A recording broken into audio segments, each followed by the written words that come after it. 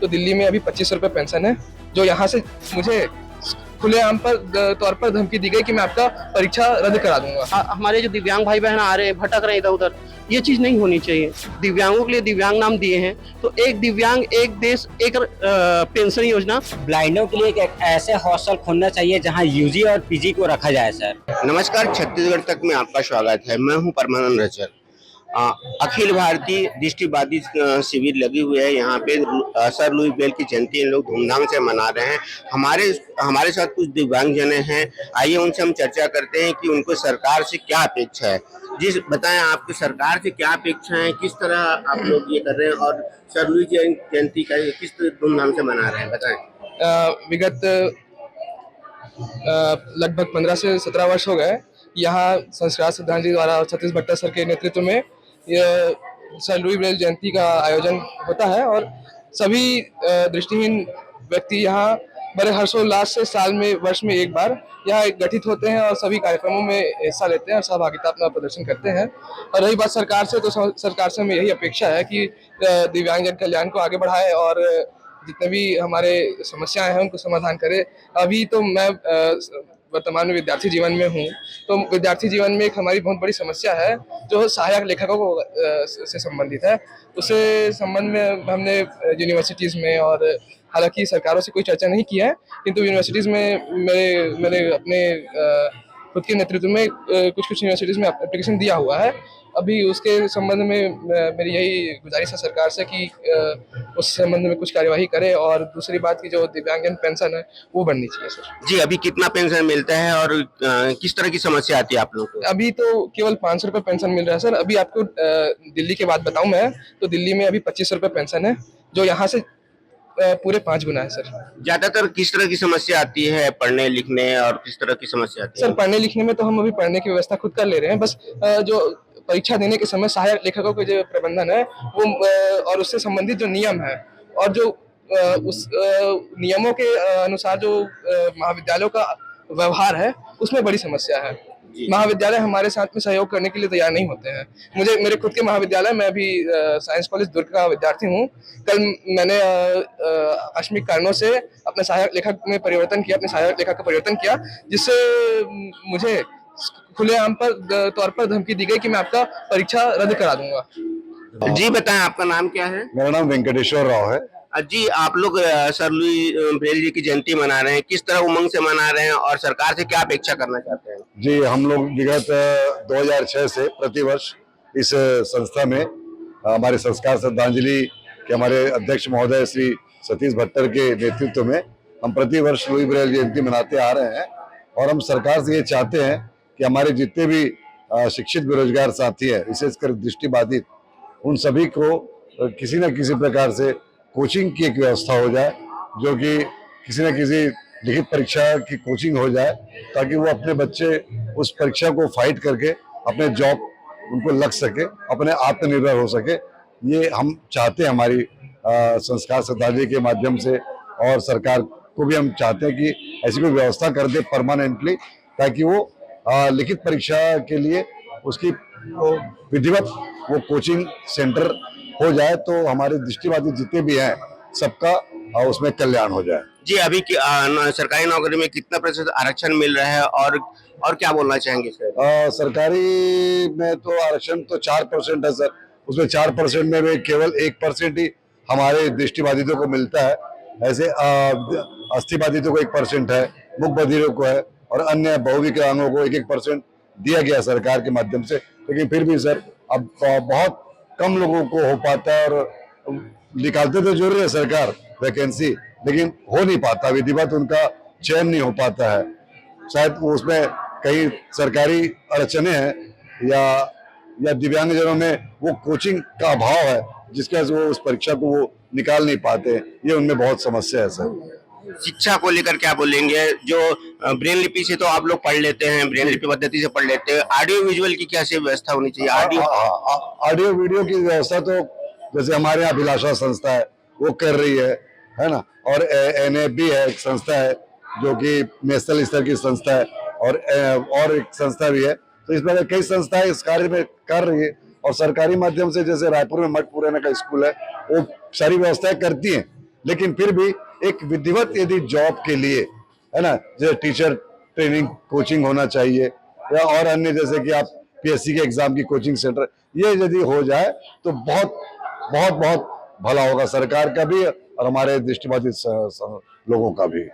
जी, शायद आप लोगों को पेंशन नहीं मिलता है, बहुत कम मात्रा में मिलता हाँ है। सर, ये बहुत बड़ी समस्या है, बहुत बड़ी समस्या है सर। 350 मिलता है सर, मात्र 40 से 80% के जो विकलांग साथी है और 80 से जो 100% है उनको 500 रुपया सरकार के माध्यम से जो पेंशन राशि मिलती है सर। तो जैसे हम चाहेंगे सरकार से पुरजोर कोशिश ये करेंगे कि जिस प्रकार की अभी हमारी जो सरकार आई हुई है, हमारे जो विष्णुदेव साय जी की सरकार बनी है, तो हम उनसे निवेदन करना चाहेंगे कि जिस प्रकार वो महतारी वंदन योजना अभी लाए हैं, प्रति महिलाओं को साल में 12,000 रुपए वो देना चाह रहे हैं, वैसे हमारे विकलांग साथियों को भी कम से कम साल में 12,000 रुपए एक पेंशन राशि के रूप में दे दे, तो वो हमारे जितने भी दिव्यांग साथी हैं हर प्रकार के, तो उन सबका कल्याण हो जाए सर, उनका भला हो जाए।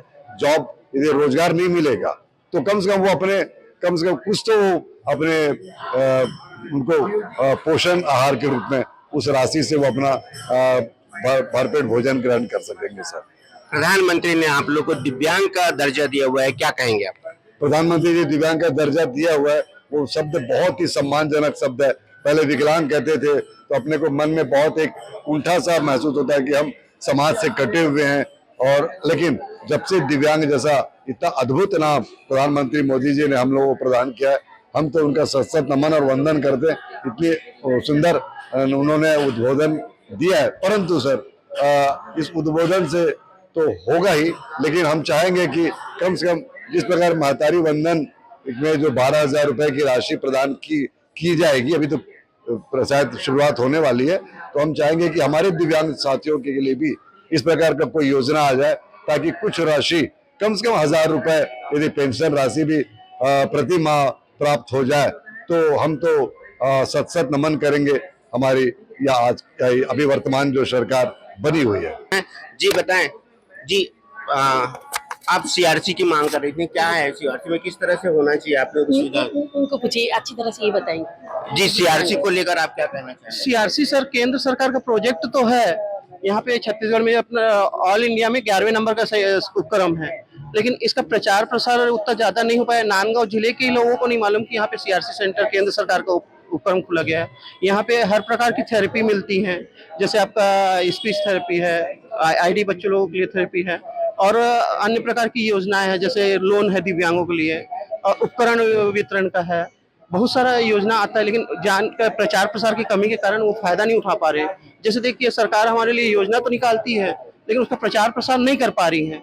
हम बहुत बड़े बड़े होर्डिंग देखते हैं जिसमें रोजगार गारंटी इधर उधर की योजनाओं की जानकारी होती है, लेकिन विकलांगों की योजनाओं की कहीं भी होर्डिंग या अभी तो ले दे के थोड़ा बहुत मीडिया के थ्रू आप लोगों के सहयोग से प्रचार प्रसार बढ़ा है कि हम जानते हैं हमारे लिए कानून क्या है। 2016 कानून पारित तो किया गया है, लेकिन अभी तक हमारे यहाँ स्पेशल जो अदालत बनता है दिव्यांगों के लिए उसका गठन नहीं हुआ है, ना विकलांग आयोग का गठन हुआ है। आयुक्त तो है, लेकिन आयुक्त का जो पोस्ट है वो दुर्ग में है, उनका कार्यालय रायपुर में है।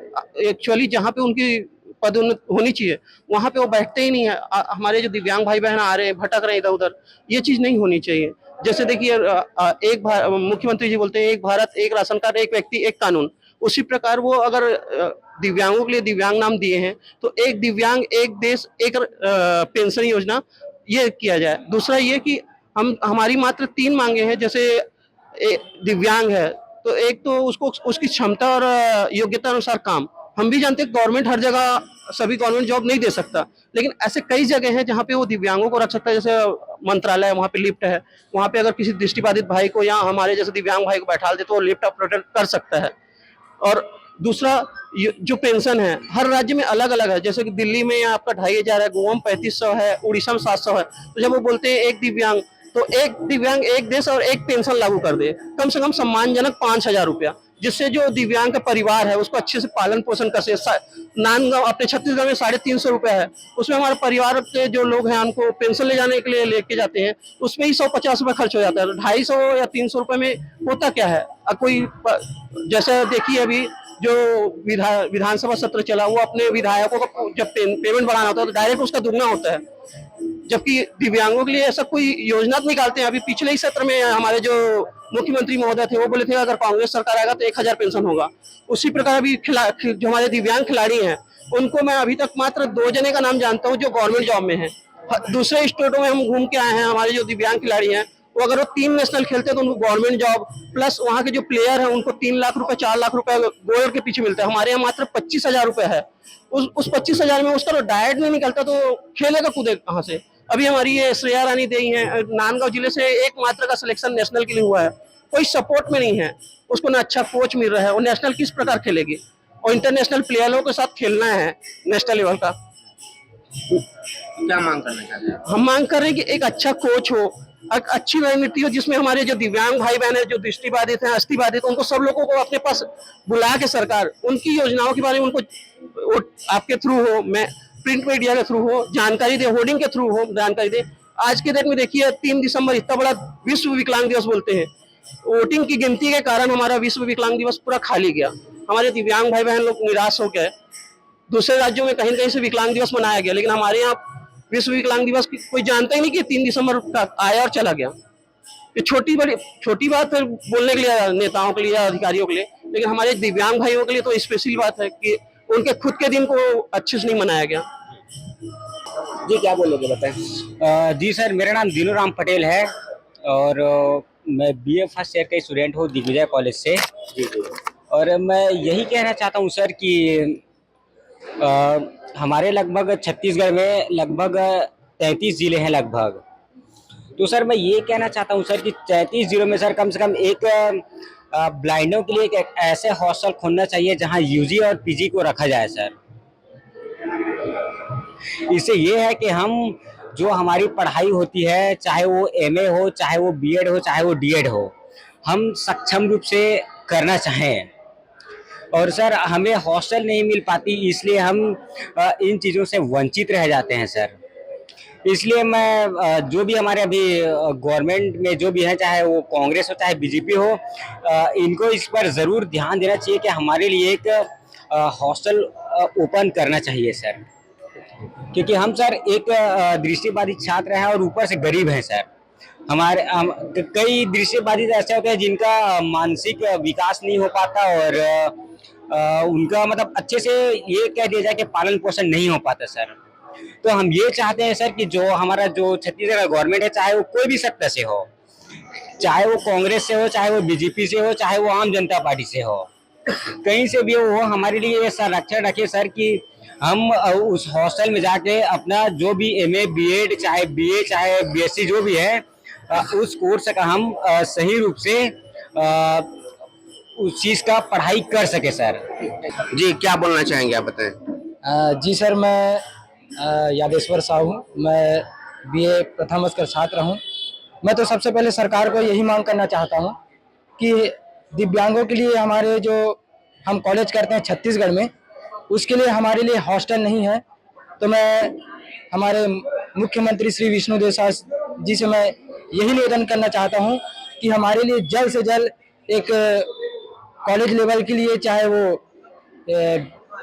ग्रेजुएशन या पोस्ट ग्रेजुएशन, चाहे वो स्पेशल B.Ed करे, उसके लिए हमें एक छात्रावास हमें मतलब दें ताकि हम पढ़ सके। क्योंकि हमारे छत्तीसगढ़ में हम देखते हैं, क्योंकि मैं 1 साल अपना कॉलेज गैप कर चुका हूं छात्रावास के चक्कर में। हम लोग 12वीं तक का तो हमारा छात्रावास है, लेकिन हमको कॉलेज के बाद कोई छात्रावास नहीं है। तो मैं सरकार से सबसे पहले मांग यही रखना चाहूँगा कि हमारे लिए एक छात्रावास की कॉलेज लेवल के लिए व्यवस्था करें। जी बताएं, सरकार से किस तरह की व्यवस्था है, किस तरह से परेशानी आती है आप लोगों को? जी हम लोगों को सरकार मतलब हमारे प्रॉब्लम ये है कि हम ब्लाइंड स्टूडेंट्स का खासकर पढ़ने लिखने में आता है, खासकर कॉलेज स्तर में आता है। और कॉलेज स्तर में बुक्स नहीं मिलता हो तो समझ आता है, लेकिन हमें ऑडियो कोर्स भी मिलने चाहिए। बुक्स तो कॉलेज में नहीं रहता ब्रेल बुक, लेकिन हम लोग को ऑडियो मटेरियल मिलना चाहिए, ऐसे मेरा मांग है। और हम ब्लाइंड बच्चों के लिए स्पेशल हॉस्टल होना चाहिए छत्तीसगढ़ में, जो ब्लाइंड स्टूडेंट रहे उसमें, और सभी समावेशी शिक्षा में कॉलेज जाएं, सभी कॉलेज में। और हमारे लिए छत्तीसगढ़ में स्पेशल बीएड का कोर्स होना चाहिए। जी जी जी जी हमारे साथ और कुछ लोग बैठे हुए हैं, आइए उनसे चर्चा करते हैं। जी बताएं, सरकार से किस तरह से अपेक्षा रखते हैं? आप लोग दिव्यांग हैं, किस तरह से अपेक्षा करते हैं? सरकार भी नई सरकार आई हुई है, विष्णुदेव साय की सरकार आई है, किस तरह अपेक्षा करते हैं आप लोग दिव्यांग होने के नाते? सर हम दिव्यांग के नाते तो यही है सर कि हम लोग के जो चीज़ें जैसे कॉलेज वगैरह है, ये सब की पर्याप्त सुविधा रहे सर हम लोग के लिए। नौकरी में क्या प्राथमिकता होनी चाहिए आप लोग को? जी सर, अगर नौकरी के लिए होना चाहिए सर आरक्षण वगैरह कुछ। अभी कितना प्रतिशत आरक्षण मिल रहा है और कितना प्रतिशत और आरक्षण होना चाहिए बताएं? सर अभी तो मेरे को अच्छे से आरक्षण कितना प्रतिशत है मेरे को अच्छे से याद नहीं है सर, पर आरक्षण के लिए मैं वैसे कुछ नहीं बोलूँगा सर, पर नौकरी तो मिलनी चाहिए, नौकरी वगैरह। बेरोजगार हैं हम लोग, बेरोजगार है तो उसको रोजगार दे दिव्यांग भाई लोग को। ब्रेल लुई की जयंती में हमने दृष्टिबाधितों से बातचीत की, उन्होंने अपने परेशानी बताई, उन्होंने सरकार से बहुत सारी मांग की है। परमानंद रजक, छत्तीसगढ़ तक, राजनांदगांव।